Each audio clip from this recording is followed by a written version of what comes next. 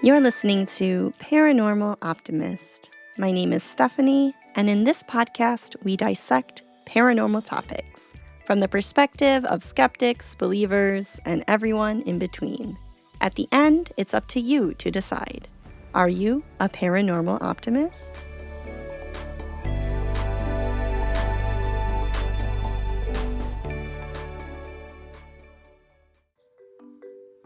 Hello and welcome. It's another Tuesday, so we are here with another episode of Paranormal Optimist. With the release of this episode, we are quickly approaching the 1-month mark for the podcast. It's a really strange feeling for me because somehow it seems like it's been a lot longer than that, but also shorter than that. So figure that one out, I guess. But this month has been a great one for the launch of Paranormal Optimist. I'm no analytics expert, especially when it comes to judging a new podcast, but the numbers seem to indicate that we are doing okay. We're actually not doing bad at all, and we're doing a lot better than I ever anticipated. And although I don't pay for the super specific reporting, I do have reason to believe that around half of the listener base is from outside the USA, so that's really cool, and I'm really excited about that.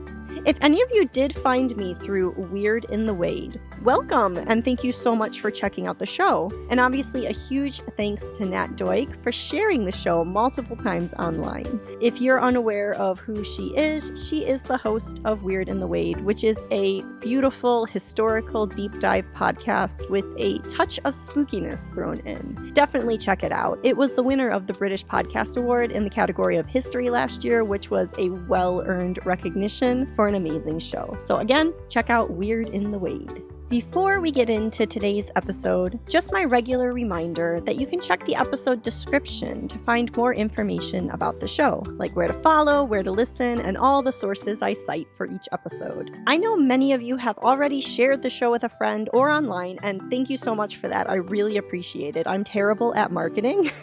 So at this point, that is probably the single most effective thing you can do to help others find the show. Other things you can do if you have the time or are super bored are interacting with the posts on social media. And if you're listening on a platform that allows it, commenting on the episodes I think will be helpful as well. I know you can do this on Spotify and on YouTube.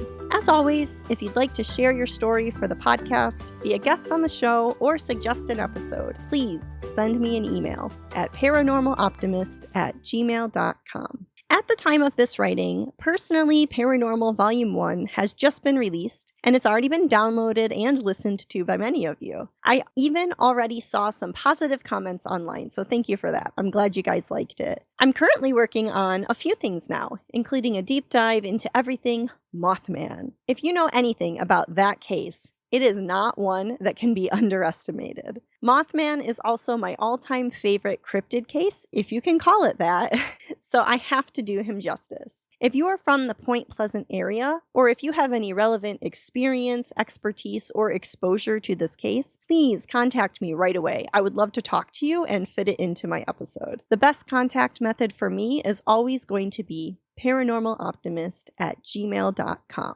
While I work on that, I wanted to bring you guys Volume 2 of Personally Paranormal today. As I've already stated many times on social media, I would love to tell your story. You can record your story in your own words and send me an audio file if you'd like, or if you prefer to write your story, I can read it aloud on the show. I'm also open to a more conversational format as well. If you have some time to actually sit down with me and record virtually, that would be fine as well. Just make sure to let me know if you'd like to stay anonymous, because that is definitely not a problem. We can do that too. I'm also looking into other ways to make it easier for people to share their experiences. I was trying to set up a private voicemail online with Skype, but as you might be aware, Skype is dying this year. So that kind of just threw a wrench in my plans. So I'm just trying to figure out a similar way to do this. So if any of you have any advice on this one, please let me know. The major problem here is I can't figure out a good system to do this that will work internationally. So hopefully we can figure out a way around that. So with all that out of the way, let's dive back in and hear some more stories from Jessica, Matt, and April.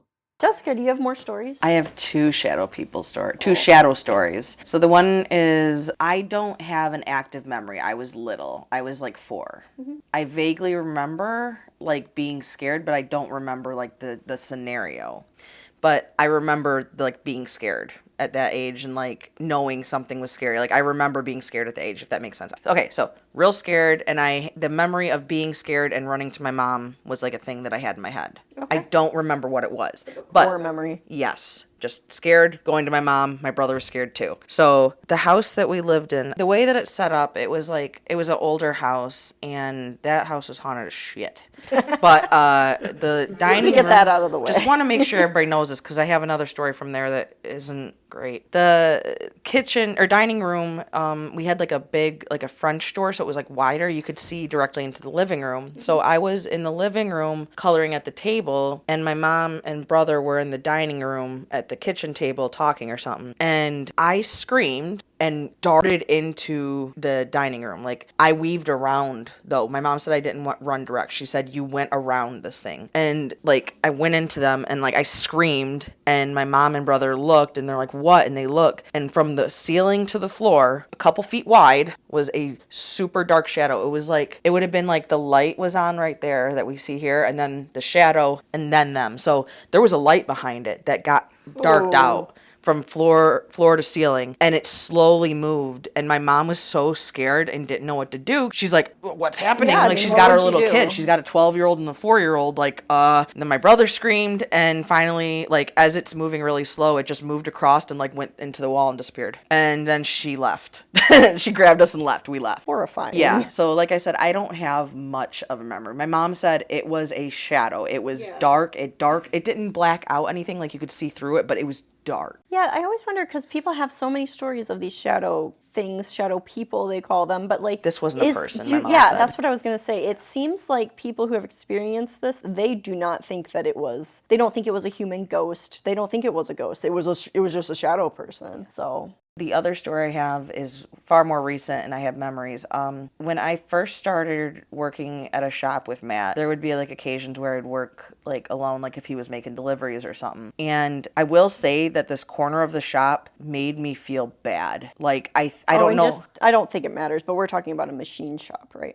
Yeah, so that's what so this is where I'm going. Yeah. So I always felt like it was definitely like, I think I'm more sensitive to like electric feeling stuff. I don't know how to explain it. Like, there are definitely people who are more sensitive to the electromagnetic field. That's like a documented thing. Yes. Yeah. So I think I am. I don't have it like proven or anything, but like when we're in that corner, I'm fine. Mm-hmm. But I was working in that corner all day, every day. So like I was exposed to that, and like I'm assuming it's because all the electrical went over top and stuff, and I just kind of like blew off anything I heard or saw to like being sensitive. But I was at the shop alone one time, and so there's a wall, and then there was a bay door with like plastic over it it like sectioned off the shop. Yeah. Okay. We had part of it pulled up to let air flow through from outside or something, I don't know, but it was pulled up, and I was alone in the shop, and I heard something, and I turned and I looked over in the corner, and I could see like beyond the tarp, like the other room, and all I saw was like it was a guy, but like I couldn't tell features. It was just really dark. He was just kind of like April was saying, like where you could see through him, but it was dark. It was hard to see through him. But it was like a dude standing like braced, like his shoulders were like tense, and he was like had his hands down by his side, and he was like looking at me. Mm-hmm. And I remember like he looked like he would have been wearing like, I couldn't tell exact details, but it looked like he was wearing like apron, like a big heavy apron. So was this all monochromatic, like all one color, or I don't know how to explain like to people that didn't see it. Like it stood out. It stood out. The apron thing stood out. Mm-hmm. Like I don't know how to explain that differently. Different shadows, I guess, different levels of shadowing. Was it like a black and white photo where everything was like gray, but different kinds of? Yes. Okay, so it wasn't like a shadow person that we would think of, like a big black mask. No, it was like, it was like different levels of shading. And it was dark back there anyway, so it was kind of, but I looked and I'm like, I'm seeing shit. Yes. So just standing there, and I'm like, I'm seeing shit. So like I looked and I'm staring at him because I'm like, I'm losing my fucking mind. And so like I turned and looked back at my machine thinking, let me get this out of my head. And I looked back, and he relaxed and he walked away. And I was like, So it wasn't that he just disappeared? No, he walked away behind where I couldn't see the little wall, and then I left. I do wish people could see your face. I fucking wish they could see it too. So I went outside, and I was like, somebody's in the fucking shop. And sorry, I'm swearing a lot. It's a black and white person in our shop right now. Right. That's what I was saying. And I'm like, did the owner come back? The back bay door was locked. I can hear the door when it opens. There's a really loud chime that you hear. So I went out and I was like, nobody's here. So I waited a little bit, and being really intelligent, I went back in and I brought like a light and looked back there, and there's nobody there. I don't know, man. Maybe it was just extra electrical shit, but like it was so like it was a person, like the head, no facial details and stuff. Like I said, it was dark, but you could see like the shoulders. You could see something looked like an apron, because like you couldn't see like the gap between the legs, but you could see like a line. I guess that's how I kind of explain it. Like see where the shadow was, and it was just standing there like braced up. And like I said, I turned and looked back, and it like relaxed and walked away. And I was like, nope. Yeah, I remember because you were telling me about this, and I was like, well, yeah, I mean, if the electromagnetic field or whatever, if the readings were high, it could make you hallucinate. But then I remembered suggesting like that you take an EMF reader to your shop, and you're like, no, I'm not doing that. And I get it. It's easier for me to be brave because that's not my work. My boss's kids told me that they researched the shop, and they said it may have been a butcher shop at one point. Oh, so I was going to mention that. Yeah. Yep. I never heard that part of the story. Yeah, this is more recent. Yeah. And he's like, we looked into it and we think it might have been a butcher shop before. So wearing a giant apron. That checks out, right? I really hate it. Because you wouldn't be wearing an apron at your job, would you? Or would you? Yeah.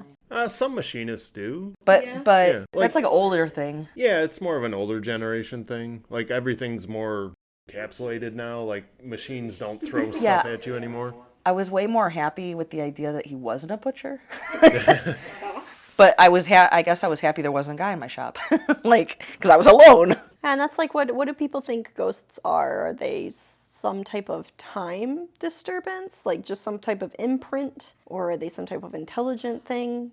That's what I was going to say, because we talked about different, like multiverse, different universes, right? I don't remember how we worded it. I'm sorry. Oh, like transdimensional or something? so or interdimensional, whatever. My thought is like, how do those things not overlap? What if we're being able to see into it, and maybe that was somebody in their shop at that, like the building is still the same, but it's a different universe or timeline, and it just kind of crossed over for a second. I think that is what a lot of people think. I mean, obviously, I don't know. I don't know either. It'd be really funny if that person was just standing all tense because they're like, "What? Why is there a lady in my shop?" No, for real. Like that's kind of how I felt about it. And like I said, like I was like, I scared him. But like no, I don't know if I believe that, but like that's just scary, man. I don't like that. You saw something, whether you were hallucinating or not. But then the fact that the history possibly matches up. And for somebody who worked in that shop for 11 years, the whole vibe in there is very weird.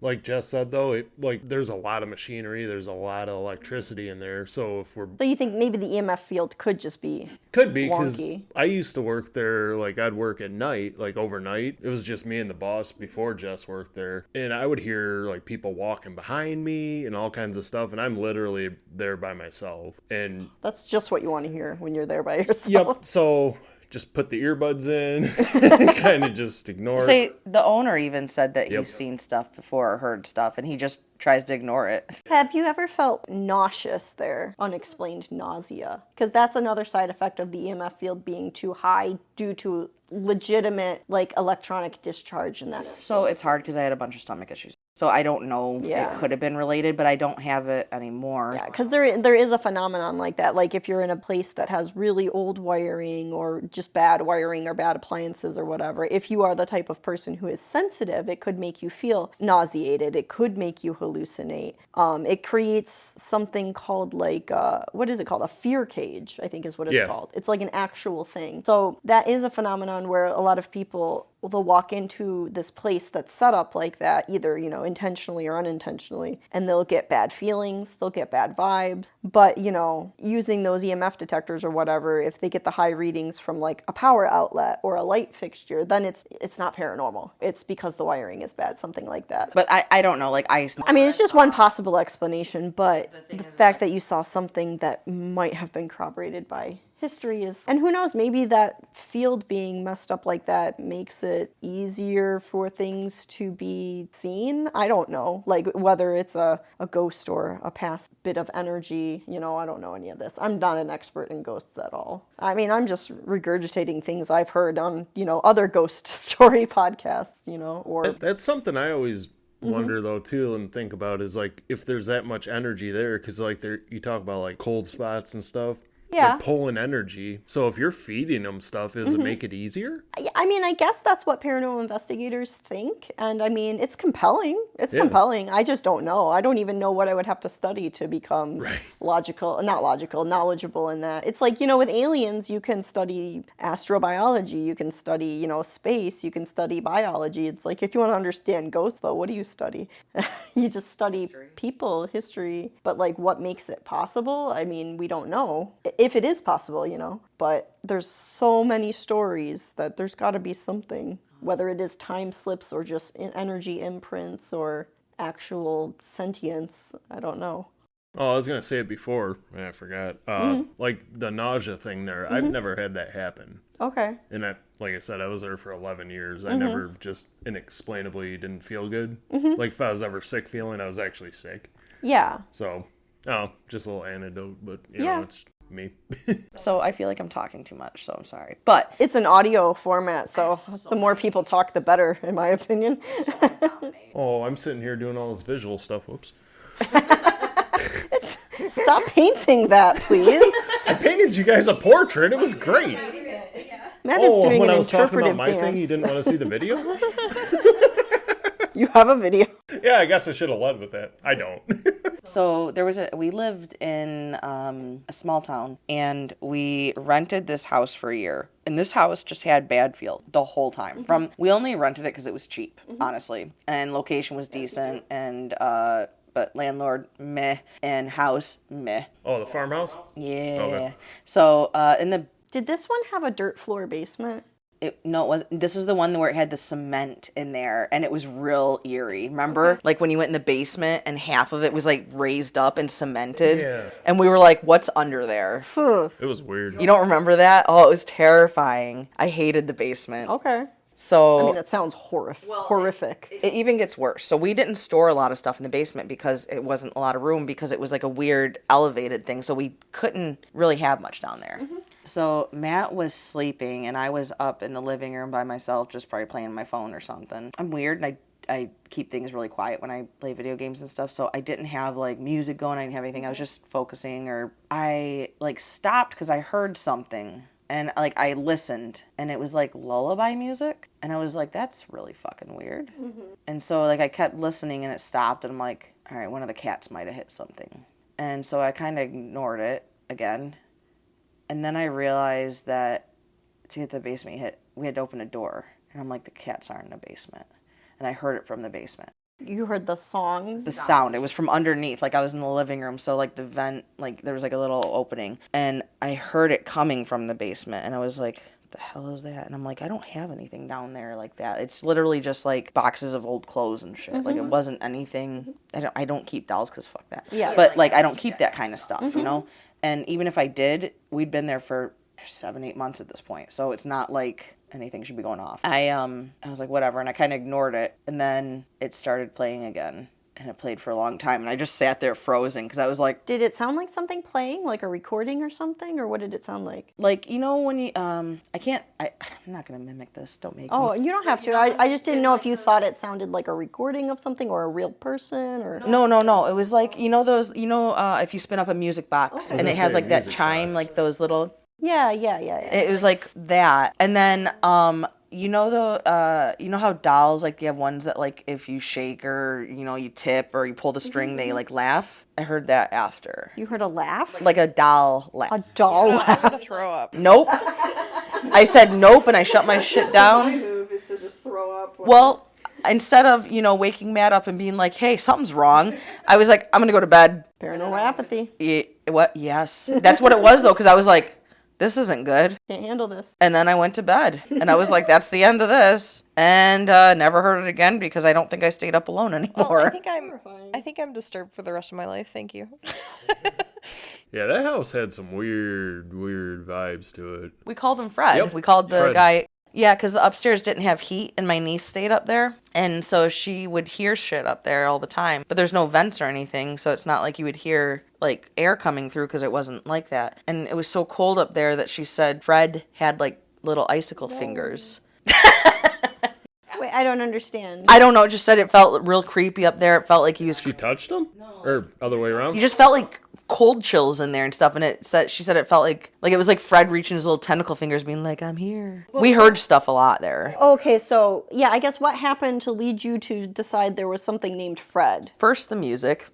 No, there was no. We just heard stuff all the time. It just had bad vibes, and we knew like stuff. So there was other stuff. Like just it wasn't anything major though. It was just enough to be like, it's probably not great. But when my niece moved in, she heard stuff a lot, like a lot of like clinking and stuff, and nobody would be home or nobody else was upstairs. And like I said, it would sound just like little sounds here and there, and there would be like cold like waves. And she said it was Fred with his little icicle fingers. That's what she called him.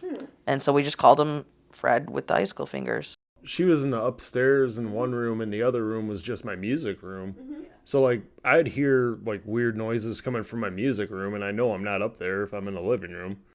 Yeah, that's pretty safe. Yeah, like, I'd be there, and I'd hear, like, it's because I had drums, guitar, bass, like, everything. My buddies just left all their stuff there. Like, every once in a while, you'd hear, like, a little tss, like, cymbal. You're like, okay, there's nothing up there.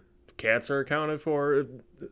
I heard so much weird stuff up there. But, like, if you go up there, nothing ever felt bad. Like, it was like, okay. I'll disagree. I hated it up I there. I never got... I hated the like, whole it had house. a weird vibe to it, but it didn't give me, like, a bad vibe. I mean, assuming there was something there, it doesn't seem like they were ever trying to scare you or hurt you. They played music and had a baby doll laugh. I'm not a fan. I mean, he did Fair. make a couple tracks on there. It was cool. Maybe they just thought you had cool stuff. But yeah, that was that house. I didn't like that. Wow. Do we have any other stories that we want to share? Matt has one. Which one? Leprechauns. Oh, my leprechaun. Yeah, leprechauns aren't ghosts, but why not? I want to hear about a leprechaun, and I'm sure everybody else does too. Absolutely. The leprechaun. I guess shadow people aren't ghosts either, so this is just a Paranormal. weird episode. They might be ghosts. If Yeah, I guess asked we my don't know. parents, they'd probably Leprechauns could say be too. demons, because that's the one thing that they're not very. That's probably why I didn't tell them about the person walking through the neighborhood, because they would just say, "No, that was a demon playing a trick on you," and I was like, "Oh, that would make me feel better, thank you." Why though? Thanks, parents. I don't know. They just do stuff like that sometimes. I don't know. Oh, those demons and their demon-y ways. Parents, man. My parents' belief system is kind of I really want to hear about the leprechauns in Michigan, I'm assuming. Yep. So, lived there. I was probably, I'm guessing I was like 12, somewhere around there. I was pretty young, so. Yeah. Well, I already had a beard and stuff. You guys know what I look like.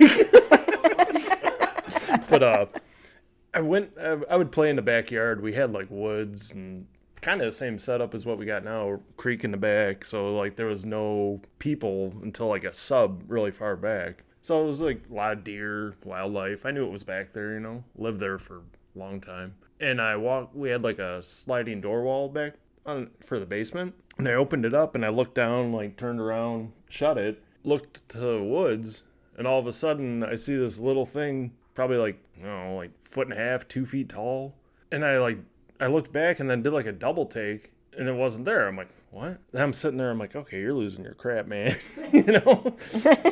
And I went to go walk out in the woods and I heard something and looked again and just saw this little thing go, whoosh. It was green. And I don't know if it was just because I was young and naive and probably because I watched Leprechaun way too many times when I was a kid. I was going to say, Traumatized that me. movie was scary. That movie was about the age. One of them just probably came out too. So I'm guessing my brother-in-law at the time used to love showing me scary movies. And but yeah, I saw a little green thing running. On 2 legs? I don't even know if you could explain like 2 legs running, but like it was just zip. Can't think of anything that would be like, what'd you say, like 1 foot tall, 2 feet tall, and green? But I remember green. Yeah. a leprechaun or a gremlin. And I hate Or, That's what I'm thinking. Like a normal thing, like a turtle or a frog. Like those are, yeah, but I mean, like, are we talking about the Loveland Frog or a Teenage Mutant Ninja Turtle that's really small? I don't get it. But yeah, I don't even know what happened know whatever happened after that. Like that's what I saw. So And yeah, for the some association reason- is just because Leprechaun had recently been probably airing on TV or something. Yep, little green. But like, so I'm what the okay. heck? What the heck was it? Right. Funny enough, when I was a kid, apparently I liked doing the paranormal investigating back then because I searched, looked, and never found anything. I don't know what it was. Never saw anything like that again. No, so it was weird. So the last story that I have is probably the scariest one, actually, but it's pretty short. So I wasn't home for this. This was my mom. My mom swears to this day it happened, and I believe her because my brothers came over. So I was probably about 8 or 9, and I was over at my brother's house. And I remember my mom called and was talking to my sister-in-law, and she was telling her story. My brothers, like, zipped out of his house and, like, ran, like, zoomed to my mom's house. Mm-hmm. And what ended up happening was my mom called my sister-in-law and told her this. This is the story. She said, "It sounds like somebody is upstairs wearing boots and trying to drag something really heavy." Ooh, and what a horrible yeah, sound. this is the same house where the like giant shadow thing went. And so she went to our stairs and you had to like open the door, and she opened the door thinking that somebody was up there. She was trying to like listen, which is dumb, but it's fine. So she opened it, and it got louder and like faster. So she like slammed the door, and she called my sister-in-law instead of leaving. And my sister-in-law was like, "Get out of the house!" And so she went to do that. And we had a little dog named Toto at the time, and she hid under a table and would not come out and was like growling and snarling and stuff. My mom finally got her to come out, and when she went to go put her in the car, 'cause she wasn't going to leave her, she was going to take her. So she opened the door, and my dog was pretty well trained and didn't do this, but she ran down the stairs all the way across the yard and across the street and sat on the other side of the road and stared at the house. And my mom like freaked out, and so she drove over, she got out of the house, got in the car, left, opened the door, dog jumped in fine, would not come back to her. And so my brothers went over, and now I don't, why they didn't call 911 thinking somebody was in there, don't know, but they went there with guns because my brothers are my brothers. I guess they were ready to go, but they they went up and searched everywhere. And We don't advocate that decision making. No. On this podcast? I don't suggest anything like But that. you can't change the story. Yeah, sorry about that. But like they were prepared to like defend the house. They thought somebody was in there. Like my mom genuinely believed somebody was upstairs like dragging something like super heavy. So it sounded like they were like hard stepping, like hard steps, and like it was like dragging something on like she said it sounded like a table almost being dragged. Yeah, I don't know why she didn't call 911 immediately, but you know, this is before cell phones too. So when your brothers went there, what happened? They went in the house and they searched everywhere, and they didn't see anything at all. They didn't hear anything. That was it. That was literally it. That's what I'm saying. It's a short story, but it was real scary to the point that, like, my mom would not go back to the house that night. We all slept at my brother's. Yeah, I mean, like, what do you do? Did they ever end up calling the cops or no? No. Same thing with the weird alien in my neighbor's yard. Why he didn't call the cops, I don't know. Nowadays, everybody has, like, I mean, this doesn't help, but, like, nowadays, like, I have, like, you know, a motion sensor camera and stuff, so if there's ever anything in my backyard, like, I can see it, like, that sort of thing, but... Yeah. That's the end of that scary story. Nothing could explain it to us because nobody else was home but her. And then you guys just went back the next day as if it was fine? My dad went home that night and slept in there by himself because he said we were crazy. So Did you hear it or no? I wasn't there, my mom. But like I believe her. I have no reason to doubt that she didn't. I mean, the fact that the way she explains it, she's never changed a story, and it's been like 20 years. Mm-hmm. And my dog running across the street, terrified. Like she said, she was petrified. Yeah, that's really weird. Very, very weird. Like tear off. To go a set distance away and then sit down. Yes. That's interesting. And Toto was not a dog to... Yeah, she's like, I'll wait for you. You come to me. She would... And that was like the one and only time that thing I guess you'd happened. say. My mom heard like steps and stuff, but nothing like that That's intense. And she didn't like being home alone after that, so which is fair. Was that before or after the shadow person thing? After. But the shadow thing wasn't a noise. It was a very visual thing. But she thinks it might be the same thing. I don't know if this is a thing, but I feel like sometimes I hear stories that start with something like a shadow person, and then they escalate into other things. So I don't know if that's just, you know, correlation with no causation, but it seems like that is a trend I have heard. I know that when I was like 12, she had a psychic come over and like cleanse the house. Oh, that's interesting. I would like to speak to somebody who does that sort of thing, have them on the show and learn more about it, because that's something I definitely don't know Very interesting. anything about. All right.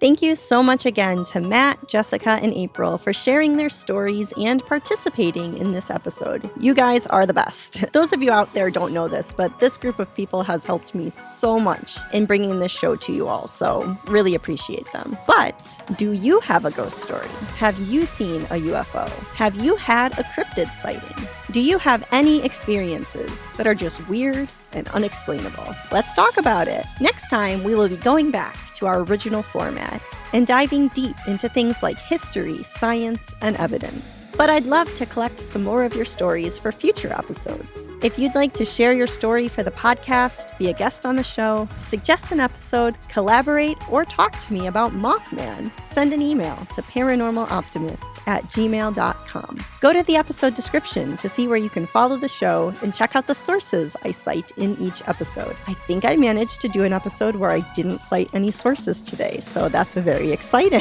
Thank you so much for tuning in to another episode of Paranormal Optimist. This show was written, produced, and presented by me, Stephanie. The music in today's episode was obtained royalty-free from Purple Planet Music. See you next time.